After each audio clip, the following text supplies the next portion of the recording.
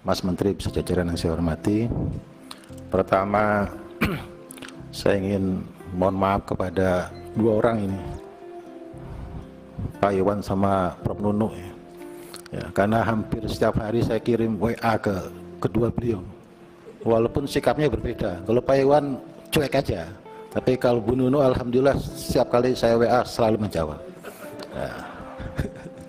Saya mohon maaf karena memang itu pertanyaan yang bisa saya jawab, pertanyaan dari Dapil yang nggak bisa saya jawab. Dan hari ini saya terima kasih kepada Mas Menteri, itikat baiknya sudah luar biasa. Jadi apa yang disampaikan dalam paparan ini menurut saya sebagian besar menjawab apa yang diharapkan oleh teman-teman di daerah, terutama para peserta honorer P3K. Jadi memang yang ketiga nanti ya, kami berharap pelaksanaannya adalah merupakan hasil evaluasi dari pelaksanaan yang pertama dan kedua, Mas Menteri. Jadi jangan dilaksanakan dulu sebelum apa yang disampaikan oleh Pak Mujib tadi, jangan sampai yang ketiga tadi ini nggak husnul khotimah. Kami berharap yang ketiga nanti ini ya nggak ada lagi masalah. Jadi apa yang menjadi masalah di tahap pertama dan kedua itu harusnya dijadikan acuan untuk bagaimana kemudian melaksanakan tahap yang ketiga. Ya, termasuk misalnya ini, Pak. Jadi kami ini saya yakin semua sudah ketemu sama kepala daerah, sama ketua DPRD-nya, sama kepala dinas. Jadi nggak kurang-kurang sebenarnya Komisi 10 ini menyampaikan terkait dengan bahwa anggaran itu sudah disiapkan oleh pemerintah pusat. Tapi tetap saja, yang seperti saya sampaikan, Jember paham, tapi Lumajang nggak paham. Kuotanya 3.000 diajukan cuma 297 kan. Nah, ketidakpahaman ini menurut saya harus kita paksa, Mas Menteri. Nggak bisa lagi kita mendorong, meminta, nggak bisa. Harus ada pemaksaan. Agar apa tadi? Misalnya teman-teman yang sudah lulus passing grade, biar cepat dapat formasi. Karena mulai diusir dari sekolahannya. Mereka sudah mulai nggak boleh ngajar. Karena apa? Karena nggak termasuk yang nggak lulus. Nah ini, karena itu menurut saya perlu dirumuskan. Saya nggak tahu apa, tapi mendorong itu nggak cukup.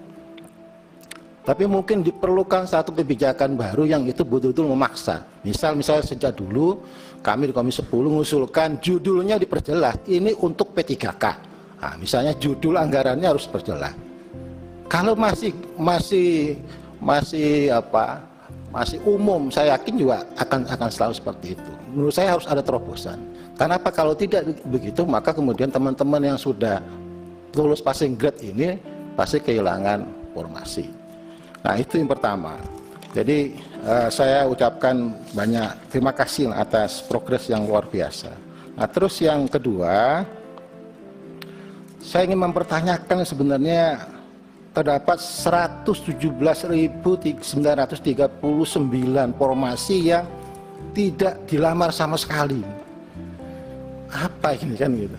Termasuk misalnya akses terbatas terpencil 79.000. Mungkin kurang menarik, Mas Menteri. Ya. Maksudnya iming-imingnya kurang. Sudah jauh, terus bayarannya sama kan gitu. Nah, menurut saya diformat lah.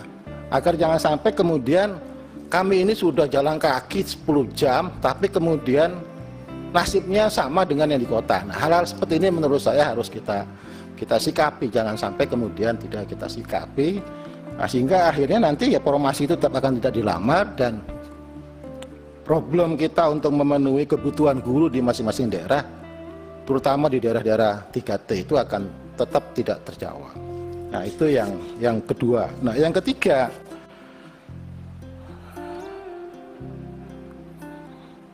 terkait dengan sekolah swasta. Jadi saya yakin ini kan sebenarnya efek dari sebuah kebijakan. Jadi efek dari sebuah, saya yakin juga kalau saya disuruh memilih apakah kemudian saya memilih swasta atau negeri, saya pasti milih negeri. Nah menurut saya kan seharusnya itu diantisipasi sejak awal. Jangan sampai kemudian sekarang misalnya kayak lembaga NU atau Muhammadiyah yang sudah ada sebelum NKRI ini ada, ini sekarang kehilangan banyak guru-guru potensial. Dan saya yakin Mas Menteri punya formula untuk bagaimana bisa menjawab persoalan ini, karena yang diambil itu adalah para guru-guru senior, bukan guru-guru baru di sekolah-sekolah swasta itu. Nah, jadi mungkin itu apa yang ingin saya sampaikan. Terima kasih. Assalamualaikum warahmatullahi wabarakatuh. Yang saya hormati pimpinan dan seluruh anggota Komisi 10, baik yang fisik maupun yang virtual, Mas Menteri dan Bu Sekjen dan seluruh jajaran yang hadir di sini. Menarik sekali, banyak sekali tema yang tadi disampaikan oleh Mas Menteri dan kawan-kawan terkait dengan isu-isu terkini dari berbagai topik. Nah, ada beberapa hal yang ingin saya sampaikan secara singkat, nanti akan kami sambung dengan teman-teman dari Gerindra yang lain. Pertama terkait P3K, seperti yang disampaikan oleh teman-teman semua. Mas Menteri yang saya hormati, kami baru saja mengikuti atau baru masuk minggu kedua setelah masa reses kemarin. Ini tentu kami ketika turun ke dapil banyak sekali ditanya terkait P3K, ya. Karena terkait guru honorer P3K ini menjadi isu nasional yang terus-menerus menjadi headline di setiap media, sehingga ini menjadi sesuatu yang menarik dan tentu ini menjadi sering kita temui di dapil kita masing-masing. Kebetulan minggu kemarin ketika kami reses, dapil saya di Banten 1, Lebak dan Pandeglang juga menyampaikan hal yang sama, ya, terkait P3K. Ini ada aspirasi salah satu dari formasi mereka yang dinilai kurang, yaitu terkait dengan PAI, ya, guru PAI. Sedangkan kebutuhan di Kabupaten Lebak 606 guru pawikan, tetapi formasi yang tersedia cuma 28. Ini tentu menjadi kegelisahan bagi teman-teman semua. Sementara ada 132 dari guru PAI ini yang sudah lolos passing grade. Karena tidak ada formasinya, maka mereka menunggu, harap-harap cemas lah kira-kira. Ini menjadi yang harus saya sampaikan pada saat rapat, karena saya sekarang ini terus terang saja ditonton oleh mereka. Para guru PAI ini harus segera saya sampaikan kepada Mas Menteri dan jajarannya. Mudah-mudahan nanti bagi teman-teman yang sudah lolos baik PAI ataupun formasi yang lain menjadi segera dicarikan jalan keluarnya. Itu pertama. Kedua, terkait dengan pembiayaan dari P3K, ya, kami terus-menerus akan kami sampaikan, karena terus terang saja pernyataan dari kepala daerah sama seperti yang disampaikan oleh Pak Andreas tadi, Pak Menteri, Mas Menteri, bahwa ADAU kami tidak bertambah, tetapi betul nggak sih sebetulnya ini menjadi sudah dibayarkan oleh pusat. Nah, ini kuncinya adalah sosialisasi kepada mereka, ya, secara masif.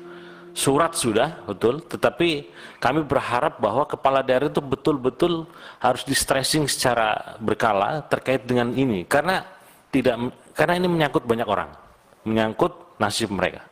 Alhamdulillah dari yang lolos tahap 1, Pak Iwan sudah mulai pemberkasan mulai minggu ini, ya, dan ini mudah-mudahan bisa berlanjut ke yang tahap 2 dan berikutnya, ya.